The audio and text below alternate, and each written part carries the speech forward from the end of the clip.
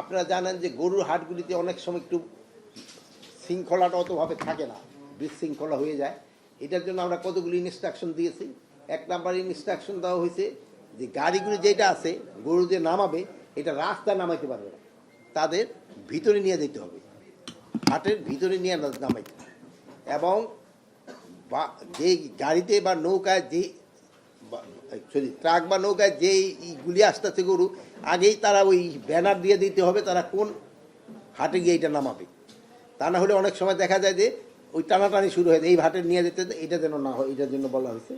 এবং প্রতিটা হাটেই আনসার রাখতে হবে, প্রতিটা হাটে। তো আমরা একটা অ্যাপ্রক্সিমেট একটা বলে দিছি যে 75 জন, কোনোটায় হয়তো বেশি লাগবে, হয়তো কোনোটায় কম লাগবে। এইটার জন্য আমরা এই নিরাপত্তা প্লাস ওখানে গরুর ডাক্তারও থাকতে হবে, যেহেতু অনেক সময় অসুস্থ গরু ঝরু যেন বিক্রি না হয়।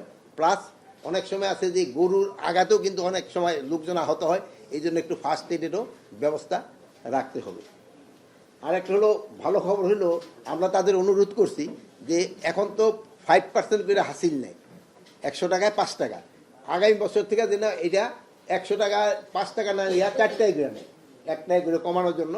বাট এবার আমরা কমাইতে পারলাম না এই জন্য যেহেতু অলরেডি টেন্ডার হয়ে গেছে। যেহেতু টেন্ডার হয়ে গেছে এখন তো আর আমাদের পক্ষে করা সম্ভব না।